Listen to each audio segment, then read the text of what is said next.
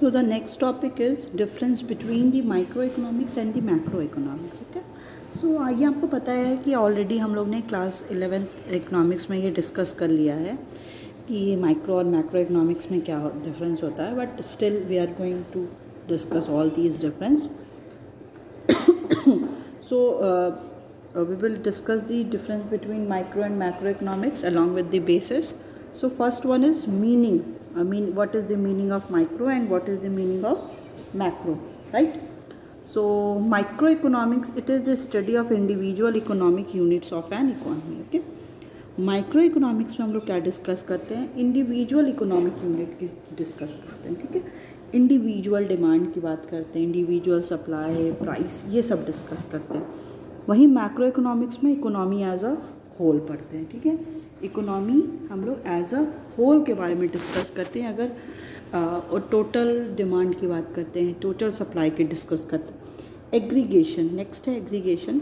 So as it deals with the individual unit there is limited degree of aggregation. ठीक है, ये कह रहे हैं कि यहाँ पे हम लोग इंडिविजुअल यूनिट के बारे में पढ़ते हैं, तो यहाँ पे एग्रीगेशन की क्या है, एग्रीगेट हम लोग लिमिटेड डिग्री में ही करते हैं, because an industry is an aggregation of firms. ठीक है, एक इंडस्ट्री क्या होती है, डिफरेंट फर्म्स का एग्रीगेट होती है. तो यहाँ पे हम लोग ने क्या बात किया, हम लोग ने देखा कि basically when we talk about the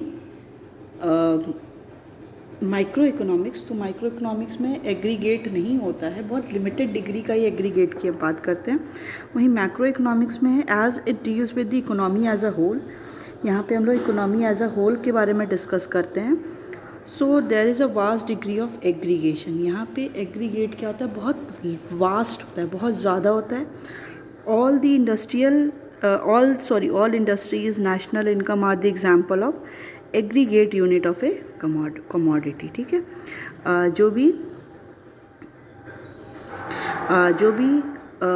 all industries हो गई, नेशनल इनकम कंट्री की, ये सारे क्या एग्जाम्पल है एग्रीगेट्स की, because here we are talking about the total economy. Means हम लोग यहाँ पे किसी को भी लेफ्ट आउट नहीं कर रहे हैं, हम लोग टोटल इकॉनमी की बात कर रहे हैं. ठीक है, फिर नेक्स्ट है आपका central problem. Central problem economy के यहाँ आपने डिस्कस कर लिया है, डैट इज़ हम लोग ने डिस्कस किया था क्लास 11th में ही, that is what to produce, how to produce and for whom to produce. Okay, ये हमारी क्या है, 3 सेंटर प्रॉब्लम है किसी भी इकॉनमी की, कि व्हाट टू प्रोड्यूस, कि कोई भी प्रोड्यूसर है उसे क्या प्रोड्यूस करना चाहिए, whether they produce the consumer goods और प्रोड्यूस दी कैपिटल गुड्स और on which quantity they will produce. So ये these all are the problems related to what to produce. Next है how to produce. How to produce simply मतलब होता है कि कोई भी अगर प्रोड्यूसर है वो क्या प्रोड्यूस करे, वो लेबर इंटेंसिव टेक्नोलॉजी से कमोडिटी को प्रोड्यूस करे और कैपिटल इंटेंसिव टेक्नोलॉजी को हायर करके वो कमोडिटी को प्रोड्यूस करे. तो ये सारे क्या हो जाते हैं, that is how to produce. Third है फॉर होम टू प्रोड्यूस. मतलब अब फॉर होम टू प्रोड्यूस मत, it is related to the distribution of income. Income के डिस्ट्रीब्यूशन से रिलेटेड होता है कि पर्सनली डिस्ट्रीब्यूट करना है इनकम को या फंक्शनली डिस्ट्रीब्यूट करना है. मतलब प्रोड्यूसर क्या है, वो अपना इनकम जनरेट कर रहा है या डिफरेंट फैक्टर्स ऑफ प्रोडक्शन को उसने हायर किया है. तो डिफरेंट फैक्टर्स ऑफ प्रोडक्शन क्या क्या हो जाते हैं, land, labour, capital and entrepreneur. So these all are the some factors of production. With the help of those factors of production, any producers produce the commodity. Okay, so these all are the some basically the central problem of an economy. Okay, यही सारी क्या होती है, central problem किसी भी economy की होती है, जो हर एक प्रोड्यूसर क्या करता है, इससे सफ़र करता है. राइट, तो अब देखते हैं कि यस.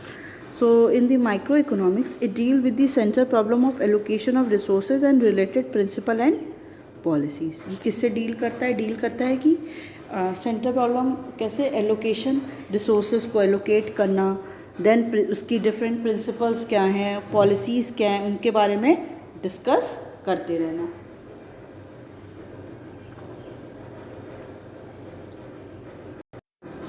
ओके वही बात हम लोग करते हैं in the macro economics. So its central problem are determination of level of income and employment and related principle and policies.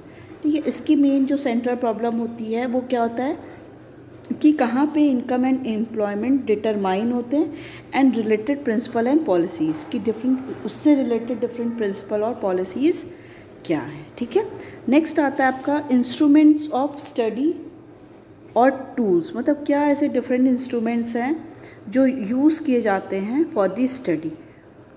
तो इसमें क्या है, the main instrument to study microeconomic problems are demand and supply. जो main instrument use किया जाता है micro economics के लिए वो क्या है, डिमांड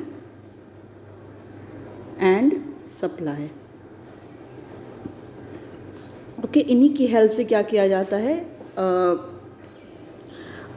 इकोनॉमिक प्रॉब्लम्स को मेजर किया जाता है। ठीक है, वही बात अगर हम लोग करते हैं किसकी, that is instrument of study और tools for the macro economics. तो इसमें क्या क्या होते हैं, एग्रीगेट डिमांड, एग्रीगेट मतलब क्या होता है, total, aggregate demand and aggregate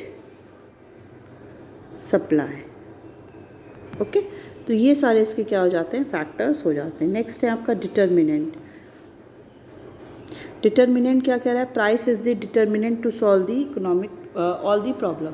ठीक है, प्राइस की हेल्प से ही जो भी सारी प्रॉब्लम है कि डिमांड सप्लाई में क्या भी चेंज करना है, डिफरेंट क्या चेंज करना है, तो with the help of price change हो सकता है। और इसमें क्या है, income is the determinant to solve the problem. ठीक है, अगर मैक्रो लेवल पे हम लोग बात करते हैं तो इनकम क्या है, इनकम ही क्या करता है, एक डिटर्मिनेंट है जो एक इकोनॉमिक प्रॉब्लम को सॉल्व करने के में हेल्प करता है। नेक्स्ट है methods of the study. So it uses partial equilibrium analysis.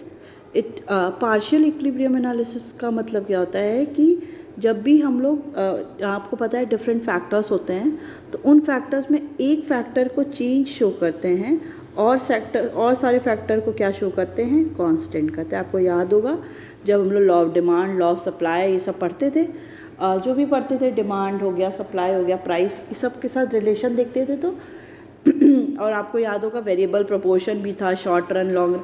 तो उसमें क्या करते थे कि सारे फैक्टर्स क्या होते थे, effect of one factor on the study क्या शो करते थे, इफेक्ट ऑफ एक फैक्टर का, it shows the effect of one factor on the study of other things, other factor being equal. मतलब और सारे एक फैक्टर का ही इफेक्ट दिखाते थे और सारे फैक्टर क्या होते थे, कांस्टेंट होते थे। ठीक है, तो इसको क्या बोलते हैं, इसको बोलते हैं पार्शियल इक्विलिब्रियम, राइट। वहीं अगर हम लोग बात करते हैं दैट इज़ मैक्रो इकोनॉमिक्स। तो मैक्रो इकोनॉमिक्स में क्या होता है, जनरल इक्विलिब्रियम एनालिसिस होता है। जनरल इक्विलिब्रियम मतलब कि हर एक फैक्टर्स क्या है, वो हर एक फैक्टर एक दूसरे के ऊपर मतलब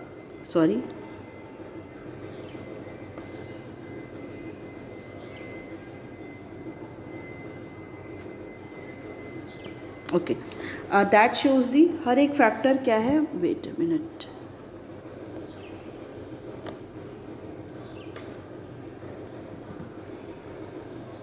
यस, हर एक फैक्टर क्या है, डिफरेंट फैक्टर्स है, तो वो क्या है, इंटरडिपेंडेंट है। मतलब इसका चेंज होना दूसरे फैक्टर में करेगा, इस फैक्टर का डिपेंडेंसी और इसका चेंजेस इसमें शो करेगा, इसका चेंज इसमें शो करेगा। तो ये क्या हो जाता है आपका, basically the method of the study हम लोग इसमें डिस्कस करते हैं। जैसे फॉर एग्जांपल मैं देती हूँ एक एग्जांपल, अगर कमोडिटी को प्रोड्यूसर्स क्या है, प्रोड्यूसर ने ये डिसाइड किया कि उसको कमोडिटी को प्रोड्यूस करना है। ठीक है, कमोडिटी को प्रोड्यूस करना है, तो वो क्या करेगा, प्रोडक्शन इंक्रीज करेगा, प्रोडक्शन इंक्रीजेस। अब उसको प्रोडक्शन इंक्रीज करना है तो उसको क्या चाहिए होगा, डिफरेंट फैक्टर्स ऑफ प्रोडक्शन चाहिए होगा, लेबर चाहिए होगा। तो वो क्या करेगा, डिफरेंट एम्प्लॉयमेंट को जनरेट करेगा, एम्प्लॉयमेंट अपॉर्चुनिटीज़ विल जनरेट, ठीक है। अब जब लोगों के पास इनकम आएगी, एम्प्लॉयमेंट अपॉर्चुनिटीज़ जनरेट होगा, तो लोगों की इनकम क्या होगी, इंक्रीज़ होगी। जब इनकम इंक्रीज़ होगी, लोगों के पास पैसा होगा, so demand will also increases, उनकी डिमांड भी इंक्रीज़ होगी। और जब डिमांड इंक्रीज़ होगी तो लोगों का कंजप्शन एक्सपेंडिचर इंक्रीज़ होगा, फिर प्रोड्यूसर क्या करेगा, इन्वेस्टमेंट एक्सपेंडिचर करेगा, नेशनल इनकम इंक्रीज़ होगी, and then ultimately GDP will increases. Okay, so this is your the general equilibrium analysis. इसी को ही जनरल इक्विलिब्रियम एनालिसिस बोला जाता है, ठीक है। क्यों? क्योंकि एक का चेंज होना दूसरे पे उसका इम्पैक्ट को शो करता है। सो this is your general equilibrium.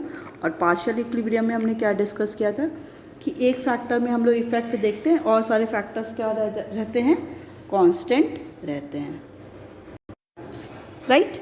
Next है ऑल्टरनेटिव नेम, कि इसको माइक्रो और मैक्रो इकोनॉमिक्स को और क्या बोला जाता है, so it is also known as price theory. जो माइक्रो इकोनॉमिक्स है उसको प्राइस थियरी भी बोलते हैं, because it is related to the, because जो भी इकोनॉमिक प्रॉब्लम्स होते हैं वो प्राइस की हेल्प से सारे सॉर्ट आउट किए जा सकते हैं। वहीं जिसको मैक्रो इकोनॉमिक्स को क्या बोलते हैं, theory of income and employment, ठीक है। तो अगर उसका ऑल्टरनेटिव नेम की बात होती है तो माइक्रो इकोनॉमिक्स को क्या बोलते हैं, प्राइस थियरी, और मैक्रो इकोनॉमिक्स को theory of income and employment, ठीक है। नेक्स्ट आता है आपका टर्म, कि ये जो दोनों टर्म हैं वो कहाँ से इंट्रोड्यूस हुए हैं, ठीक है। कहाँ से मतलब हम लोग बात करते हैं तो कहाँ से इंट्रोड्यूस हुए हैं, तो ये जो टर्म है micro economics, so it is derive from the Greek word, Greek word से आया है, Greek word that is माइक्रोज, MIKROS, जिसकी मीनिंग क्या होती है, स्मॉल। ओके, तो जो टर्म है ग्रीक वर्ड से आया micro, which means small, right. तो माइक्रो मतलब स्मॉल, इसीलिए हम लोग जो स्टडी करते हैं स्मॉल लेवल पे करते हैं। वहीं अगर हम लोग बात करते हैं मैक्रो की, तो मैक्रो जो टर्म है वो कहाँ से आया है, ग्रीक वर्ड से ही आया है, दोनों वर्ड ग्रीक वर्ड से ही हैं। वो जो स्पेलिंग है उसकी क्या है, MAKROS, मैक्रो उसका मतलब क्या होता है, लार्ज, ठीक है।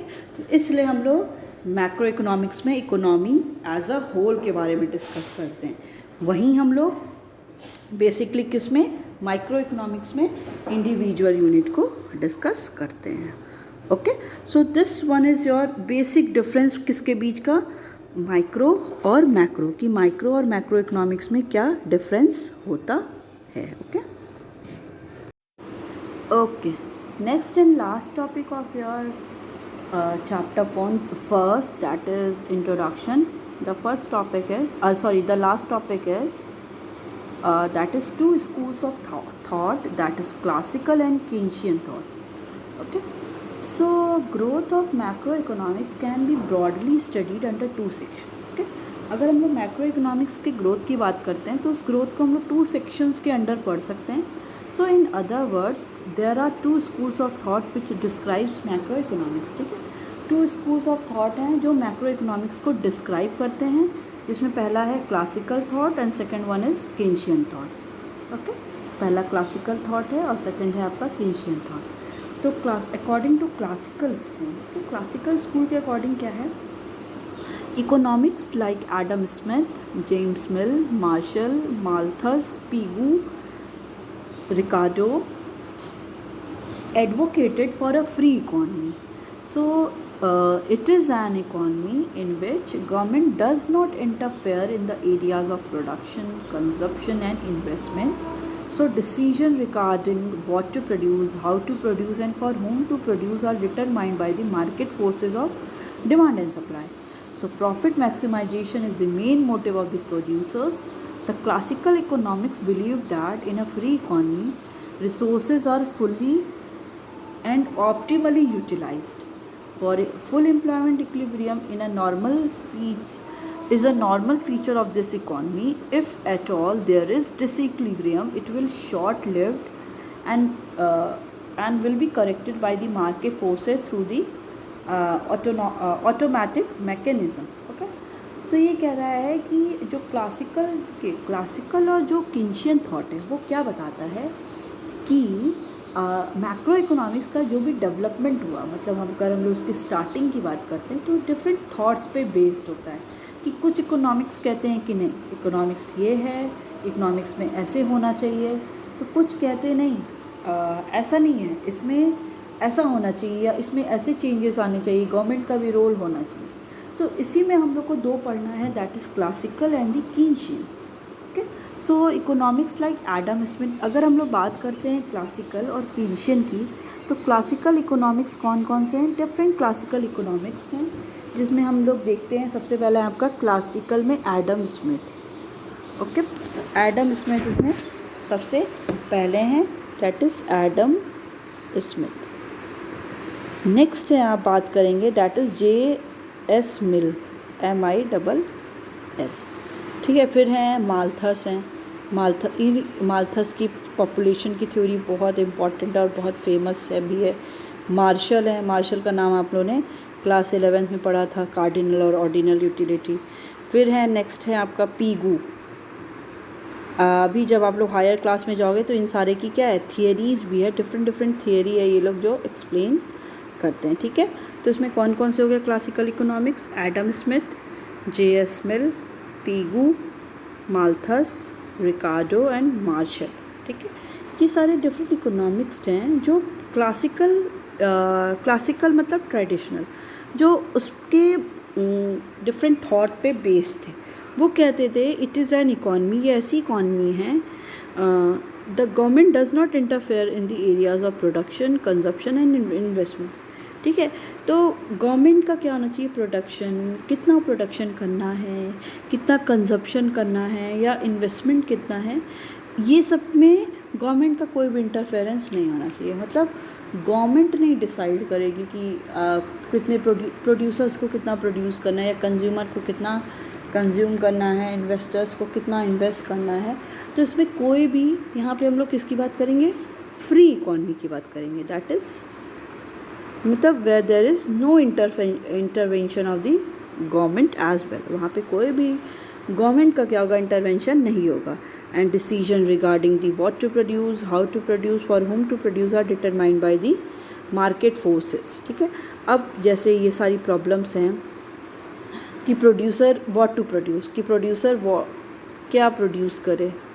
ठीक है, प्रोड्यूसर इंटरमीडिएट गुड्स प्रोड्यूस करे, कंज्यूमर गुड्स प्रोड्यूस करे, फाइनल गुड्स प्रोड्यूस करे, as well as produce. Next होगा हाउ टू प्रोड्यूस, मतलब अब जो प्रोडक्शन करना है वो कैसे करना है, मतलब या तो कैपिटल इंटेंसिव टेक्नोलॉजी लगाना है या तो लेबर इंटेंसिव टेक्नोलॉजी लगाना है।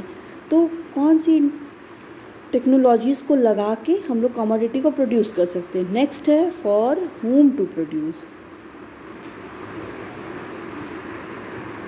Sorry for whom to produce, मतलब जो कमोडिटी प्रोड्यूस हो रही है वो किसके लिए प्रोड्यूस हो रही है। मतलब इसमें हम लोग बात किसी करते हैं डिस्ट्रीब्यूशन ऑफ इनकम की बात करते हैं कि इनकम का जो डिस्ट्रीब्यूशन है वो कैसे होगा। ठीक है, तो इसमें अगर हम लोगों ने बात किया फॉर होम टू प्रोड्यूस, तो हम लोग इसमें देखते हैं फंक्शनल डिस्ट्रीब्यूशन और पर्सनल डिस्ट्रीब्यूशन। मतलब जो भी इनकम है वो पर्सनली किसी ओनर जो है उसको मिलेगी या डिफरेंट फैक्टर्स ऑफ प्रोडक्शन लगाएंगे, जैसे लैंड, लेबर, कैपिटल, एंटरप्रेन्योरशिप, उनमें क्या है वो इनकम का डिस्ट्रीब्यूशन होगा। तो फॉर होम टू प्रोड्यूस में हम यही सारे टॉपिक्स को क्या करते हैं? डिस्कस करते हैं। ठीक है, तो यहाँ पे क्या हो गया देखिए, सो यहाँ पे कह रहा है कि profit maximisation is the main motive of the producer. जो भी प्रोड्यूसर्स होते हैं उनका मेन मोटिव क्या होता है? प्रॉफिट को मैक्सिमाइज करना।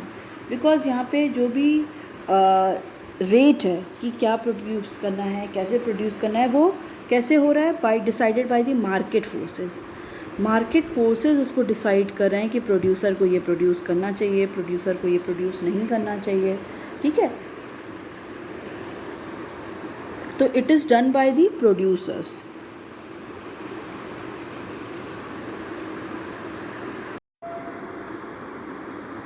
सो इनका प्रॉफिट मैक्सिमाइजेशन क्या होगा, मेन मोटिव होगा प्रोड्यूसर्स का. So the classical economics believe that in a free economy resources are fully and optimally utilise. कि जो आपके क्लासिकल इकोनॉमिक्स थे वो ये कहते थे कि इकॉनमी में जितने भी रिसोर्सेज हैं वो क्या हो रहा है, उनका फुली एंड ऑप्टिमली यूटिलाइज हो रहा है. वो सारे ही क्या हो रहा है, यूटिलाइज हो रहे हैं. फुल एम्प्लॉयमेंट इक्विलिब्रियम एक नॉर्मल फीचर है इस इकॉनमी का. फुल एम्प्लॉयमेंट की सिचुएशन क्या, एक नॉर्मल फीचर है, मतलब एक इसका कैरेक्टरिस्टिक्स है कि इकॉनमी में फुल एम्प्लॉयमेंट की सिचुएशन होती है. If at all there is disequilibrium, अगर इन केस बोला जा रहा है कि इकॉनमी में हमेशा ही फुल एम्प्लॉयमेंट की सिचुएशन होती है.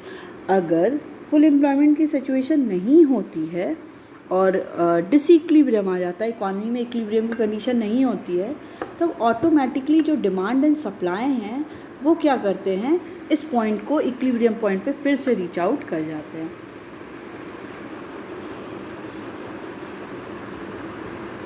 मतलब कि अगर हम लोग बात करते हैं कि अगर जैसे देखिए हम लोग बात करते हैं डिमांड एंड सप्लाई की, ठीक है, डिमांड एंड सप्लाई, ठीक है. डिमांड एंड सप्लाई के अकॉर्डिंग क्या कह रहा है कि अगर इक्विलिब्रियम इकॉनमी में नहीं है जहाँ पे डिमांड सप्लाई की इक्वल है, ये तो इनके लिए क्या है, आइडियल सिचुएशन है कि डिमांड सप्लाई के इक्वल होगा ही होगा. अगर डिमांड सप्लाई के इक्वल नहीं है, इस केस में क्या है कि ऑटोमेटिकली जो मार्केट फोर्सेस हैं, that is demand and supply, वो क्या करेंगे, इकॉनमी को इक्विलिब्रियम पोजीशन पे खुद ही लेते आएंगे. ठीक है, वहाँ पे किसी का इंटरवेंशन नहीं होगा, ऑटोमेटिकली डिमांड एंड सप्लाई क्या कर देंगे, इक्विलिब्रियम पॉइंट पे आ जाएंगे. नेक्स्ट बात कर रहा है that is Keynesian school. Okay, so Keynesian school of economics ये अदर थॉट्स है किसका, मैक्रो इकोनॉमिक्स का, जो कहता है this school of thought is advocated by Lord Keynes. ठीक है, जो कीन्शियन स्कूल है it is given by the J.M. John Maynard Keynes. ठीक है, इन्होंने ही ये क्या किया था, इस क्लासिकल कीन्शियन थॉट को एक्सप्लेन किया था, जिसमें दिस स्कूल ये जो टॉपिक है, ये जो थॉट है एडवोकेट किसने किया, लॉर्ड कीन्स ने.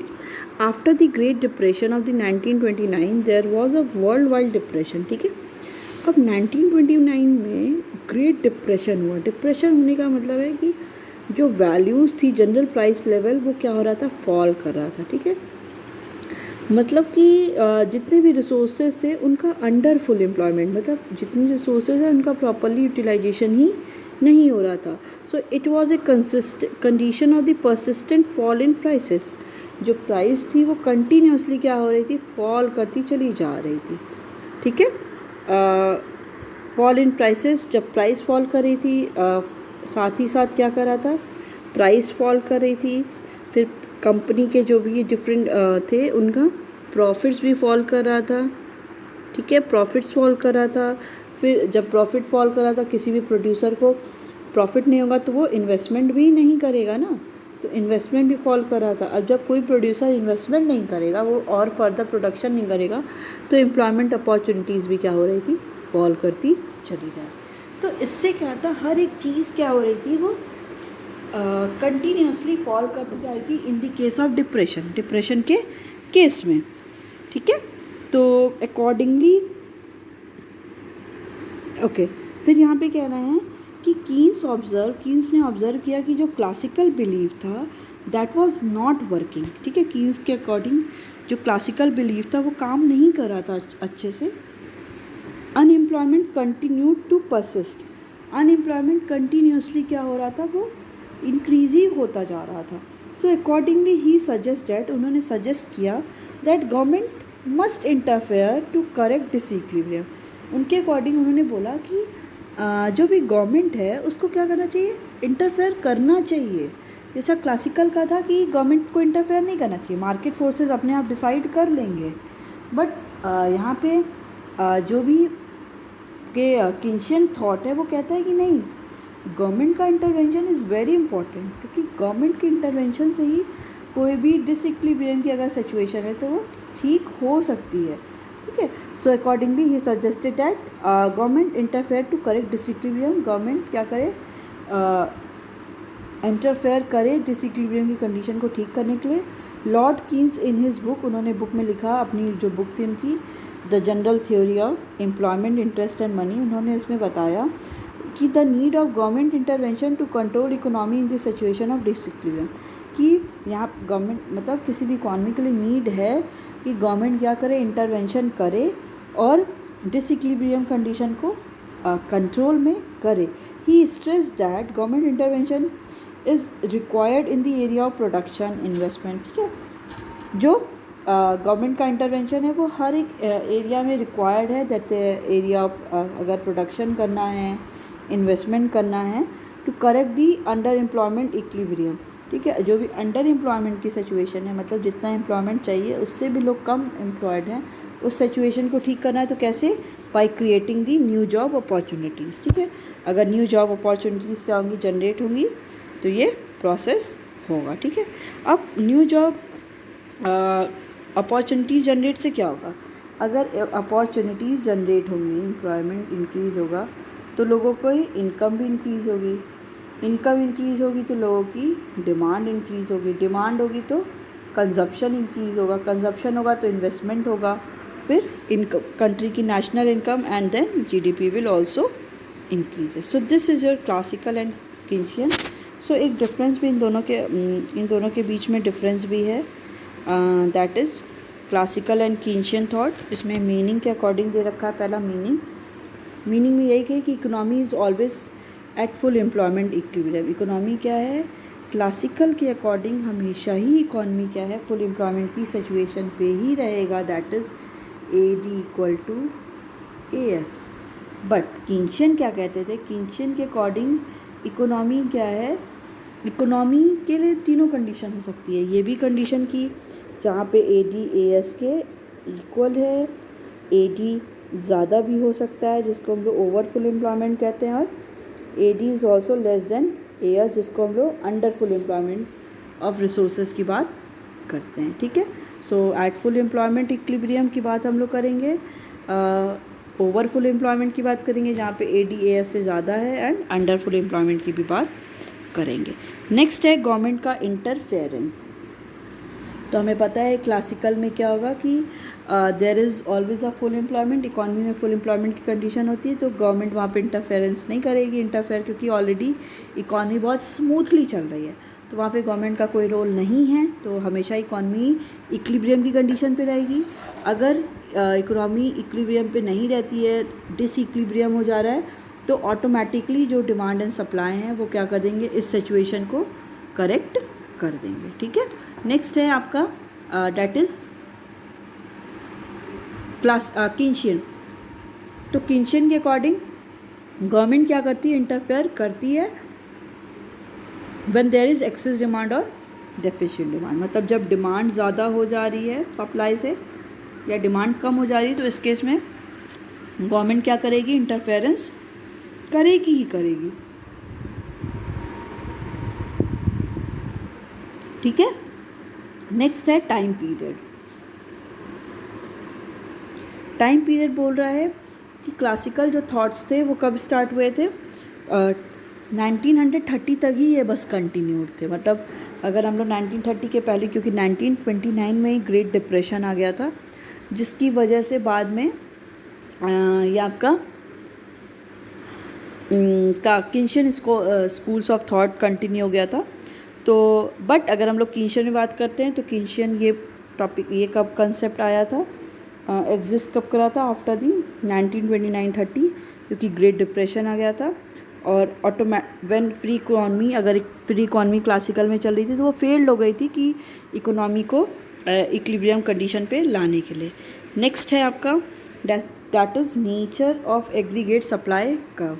नेचर कैसा है एग्रीगेट सप्लाई कर्व का, तो aggregate supply curve is perfectly inelastic with respect to the price के रिस्पेक्ट से जो एग्रीगेट सप्लाई कर्व होता है वो परफेक्टली इनइलास्टिक होता है, बिकॉज यहाँ पे ऑलरेडी इकॉनमी में इक्विलिब्रियम की कंडीशन है जहाँ पे AD AS के इक्वल है, सप्लाई में कोई भी चेंज नहीं हो रहा है। ठीक है, तो इसीलिए यहाँ पे क्या कंडीशन है, एग्रीगेट परफेक्टली इनइलास्टिक है because aggregate supply curve is perfectly inelastic implying supply can not change as there is full employment equilibrium. Already economy में फुल एम्प्लॉयमेंट की सिचुएशन है, तो वहाँ पे सप्लाई क्या होगा, वो चेंज नहीं होगा। वहीं अगर हम लोग बात करते हैं कीन्शियन में, तो यहाँ पे सबसे पहले कर्व क्या होगा, इलास्टिक होगा, बट जैसे ही फुल एम्प्लॉयमेंट की सिचुएशन हो जाएगा तो ये पैरेलल बन जाएगा। So this is your difference between the classical and the Keynesian schools of thought.